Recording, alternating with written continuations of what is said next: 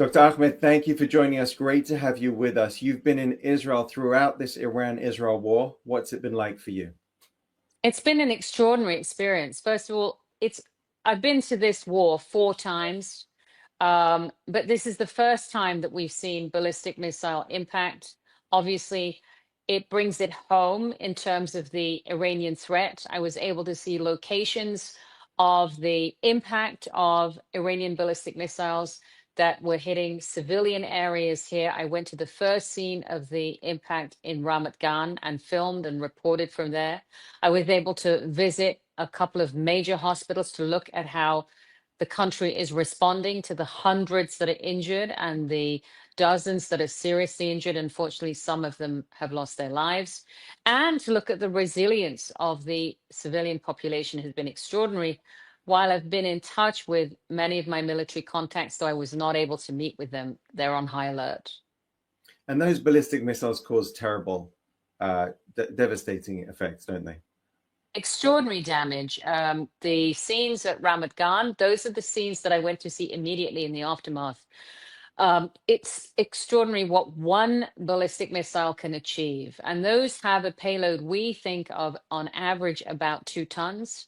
Entire buildings, multi-story buildings leveled, covered in dust, very like ground zero. Initially, when I looked at the vehicles, they're upended, they're very decimated, all of the broken glass. Some of the cars are upside down. I thought they'd been incinerated, but that is purely the impact from the aftershocks, which are tremendous. And then visiting the surrounding buildings, you can see the horrific impact of shrapnel on heavyweight cladding of neighboring buildings. And so you can imagine what that does to a person. I was also able to pick out scenes of children's toys, strollers, obviously the curtains of a nursery. These were families. All of the targeting has been of civilians, and most shocking, the targeting of the Soroka Hospital in the Negev. Yeah, and I know that the day before that terrible attack on Soroka Hospital in Beersheba, you had toured Rambam's hospital's underground facility. Pretty amazing that a hospital needs an underground facility. Tell us more about that, please. That's right. That's the Sami Ofer underground fortified hospital. In fact, that was built in the aftermath of the Israel-Hezbollah war that happened in 2006. And to me, I saw that as that hospital was opened approximately 2014, I think, if I'm correct. And I was you have such mixed feelings that a country has to build a fortified hospital that is missile proof, that can withstand conventional warfare, unconventional warfare, including nuclear warfare. The fact that that was required and the country and the philanthropists invested in that knew that atrocious conflict was coming. This week, I was able to see the entire population of the Rambam Healthcare Center, 1,000 patients relocated underground, 3 stories below the Mediterranean seabed, receiving all the care. 300 children that were children of employees working there in daycare and getting an education and actually in very high spirits. Cancer patients getting chemotherapy, surgeries going on. 6 babies were being delivered while I was there. All of that in the underground area. Each level is 5 acres. It has a 15-acre footprint underground. And while that is an extraordinary feat of medicine and engineering and resilience, it gives you a sense of the conditions that Israel has had to function under for decades because of the Islamic Republic and its policy of annihilation towards the state of Israel. Take a measure of this moment for us, if you will. How do you see the Israeli strikes on the Iranian regime impacting the Middle East as a whole? And what are your hopes for the region? So I think there's no doubt after the devastation of October 7th, Israel has regrouped in many ways militarily, and I believe is the supreme fighting force on the planet. It's a very small nation. People should know it's about the size of New Jersey. It has completely capitulated Iran in terms of air dominance within a few days. Actually, within a weekend, Israel had absolute control of the airspaces of Western Iran to Tehran, and now the entire republic. That is how powerful the Israeli military and strategists are. So this has stunned the world. This is possible because Israel has fought an atrocious defensive war for its survival on multiple fronts against Hamas. That war is still ongoing, against Hezbollah, which has been completely decimated and is in tatters. And on Monday of this week, that's probably day 2 going into day 3 of the Israeli preemptive strikes, stated it would not be entering this conflict. That tells you how much degradation Hezbollah has withstood. And because of Israel's defensive war, that has precipitated the liberation of Syria from Assad. So we are at a moment where I do believe the Iranian Islamist Republic has crumbled. They are evacuating their relatives to Russia. That's been seen in a number of reports. They're going in private planes. Recently, there were some aerial routes observed from Tehran to Oman, even though the airspace is closed. Speculation is that is the relatives of regime officials that are being moved out. We know multiple levels of IRGC commanders have been targeted and eliminated by Israel. The threat to Israel is an existential one, and not only because of the nuclear capabilities. These ballistic missiles, the one that fell there in Soroka Hospital, they are bigger and faster, they're hypersonic, they are targeting civilian populations, and because of its intention, the Islamist Republic could lay waste to the entire state of Israel if it is not defanged. So the existential threat is coming from the ballistic missile operations and from the nuclear threat. And what many Americans don't realize is that threat is it has been expanded across the region because of Iran's policies of waging war through other nations. It used Syria as a proxy. It has captured Lebanon until recently. It has activated missile factories that Saddam Hussein had, manned them with IRGC guards and Iranian engineers, and trained those missile batteries on American interests, including Tel Aviv and Riyadh. That has been the policy, not to forget at the south, of also arming and supplying the Houthis and getting them to train on Israel. This is all the work of the Islamist Iranian Republic. It has also wrought terror on 5 continents over the last 5 decades. Let's not forget the murders of hundreds of Jewish people in South America by Iranian terrorists. Let's not forget the attempted murder of the Saudi Arabian ambassador in the United States. Fortunately, that was foiled. We lost hundreds of soldiers in military barracks in Lebanon in 1982. There were so many terror attacks. And even now, our current officials, up to the level of President Trump, have been targeted. This is a deadly regime, and we're at a moment where it can be defanged forever. My belief is this operation that Israel has launched is entirely to guarantee the survival of the Jewish state. It actually benefits the wider region. Let's say this comes through. We then have a chance not only for the Iranian people to define their own future, and they have been in anguish for decades under the rule of the tyrannical clerics and the legion of Islamist theocrats. It would give them a chance at defining their own future without theocracy. It would actually liberate Iraq, which is heavily sabotaged and subjugated by Iran. It would cement the future of Syria, which has already allowed Israel to operate out of its airspace and is already making very strong alliances with Saudi Arabia, which is heavily pro-Western and anti-radicalization. And it would finally take the remaining wind out of the sails of Hamas, which knows it's in its death throes And I think it would lead to the crumbling of Hamas and finally the return of these hostages. The entire region will be transformed for the foreseeable, I think, century. Amazing. Let us hope that transpires. You wrote an article titled Adventures of an Accidental Zionist. How did you become an accidental Zionist? Oh, that's a very long time ago, that article. But I would say I I said recently to a close friend that I was very glad I was on the right side of this conflict. By that, I mean, I see so many Americans, even very prominent Americans, have taken an extraordinary, intense anti Israel position, and I think anti Semitic position. They've demonized the concept of Zionism. My understanding of Zionism is Zionism allows for self determination of the Jew.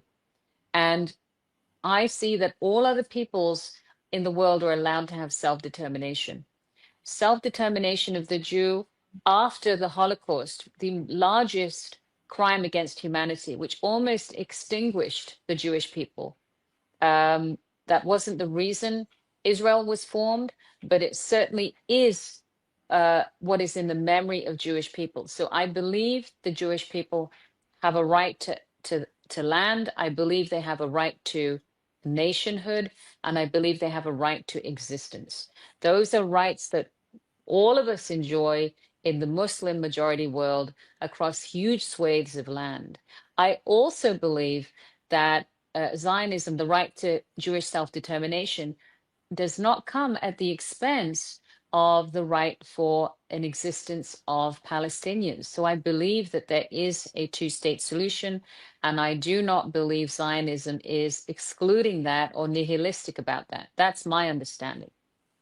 And so, Why what's your why it was accidental yes? is really because in on September 11th, I was treating patients in Saudi Arabia, and that's from where I saw the events of 9/11. And that's where I learned that there was extremism amongst people of my religion, which I found anathema. And I then went on an odyssey to understand radical Islam and have looked at its impacts, learned about Israel being the prime target of radical Islam, no matter which group you examine, but visited the aftermath of radical Islam, whether it's in Pakistan after the Taliban had waged terrible occupation on Pakistani territory, met with child soldiers that had been radicalized and operative within the Taliban. I've met with the Yazidi people that survived the ISIS genocide, the Kurdish Peshmerga that defeated ISIS. I've met with the aftermath of all of that to understand the ideology. And in the middle of that ideology is nihilistic and unremitting Jew hatred. And as a physician, it is my privilege and it is a tragedy that I am still attending patients that survived 9/11 as first responders. So I understand the impact of Islamist terrorism on a generational basis, not only on the body, the minds of my patients, but the impact on their families.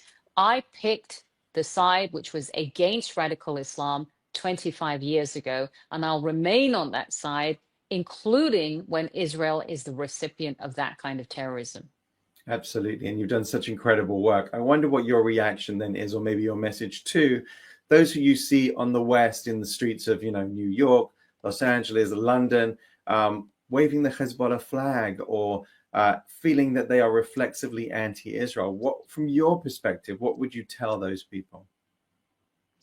It's extremely disturbing, and I'm not sure that I would address those people. They are absolutely indoctrinated. They are as radicalized as any element that might be performing violent jihad. All of the violent jihad terrorism, or the evolutionary jihadism, as scholars call it, is based on an underpinning of nonviolent ideology. And I think Americans are naive.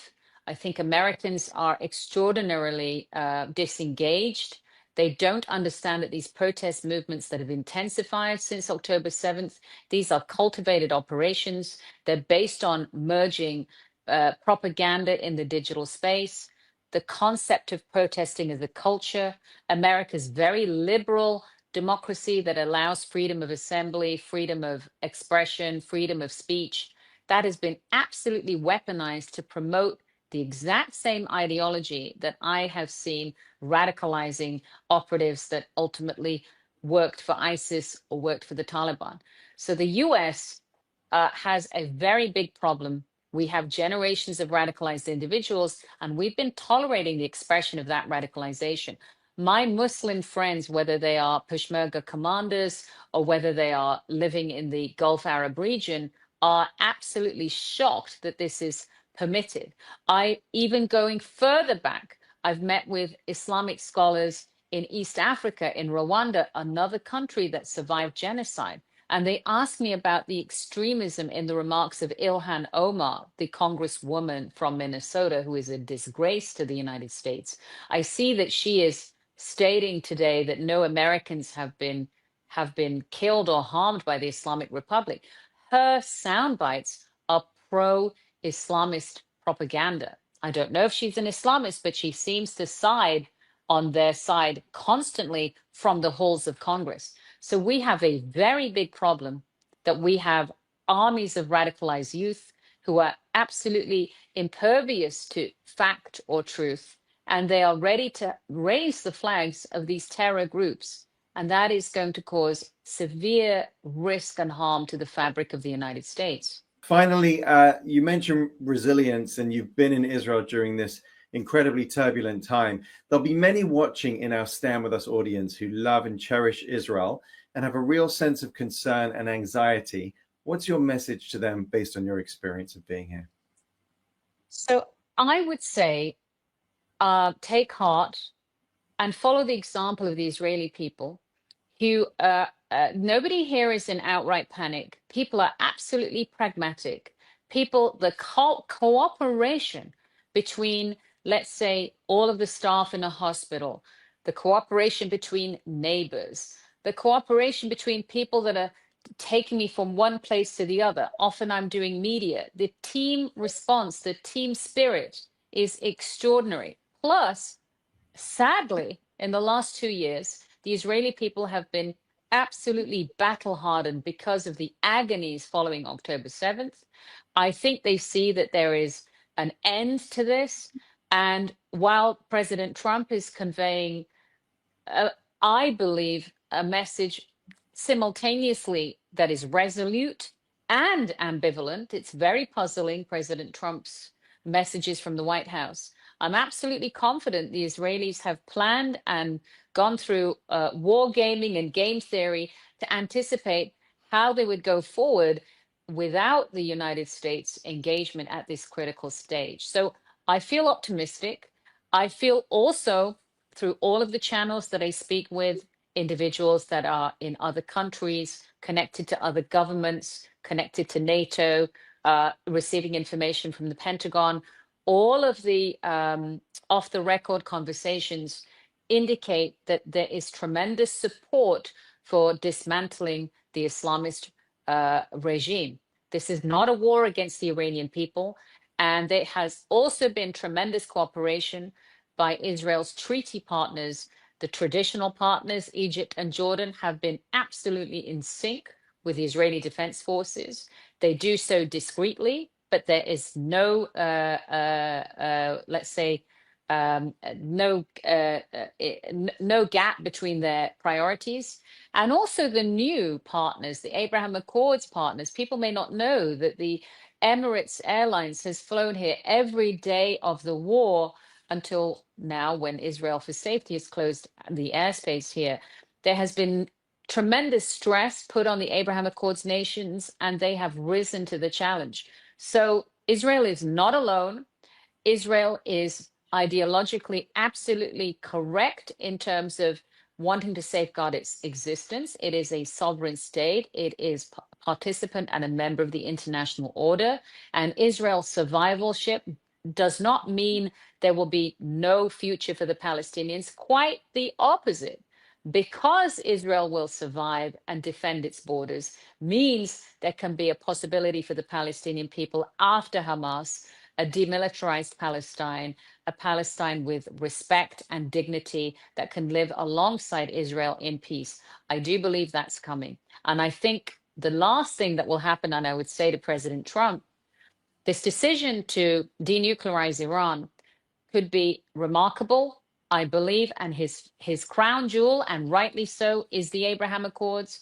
I believe we're going to see expansion of the Abraham Accords. I think my guess is Syria will likely join first, quickly followed by Lebanon.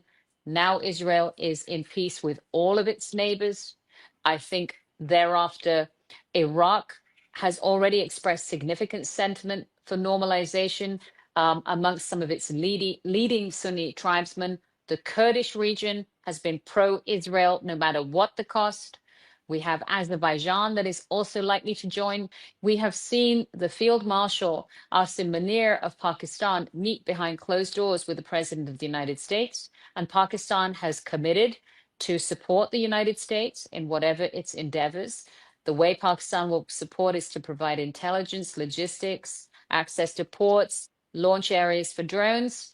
And Pakistan is not going down the rabbit hole in a futile exercise to defend the tyrannical Republic of Iran. Pakistan knows the future is with the United States and the survivorship of Israel. I think that's what these actions are showing. What a time. Well, Dr. Qanta Ahmed, we thank you for your solidarity, for your insight and your eloquence. Thank you so much for joining us. My pleasure, Michael. Thank you for the opportunity. Thank you.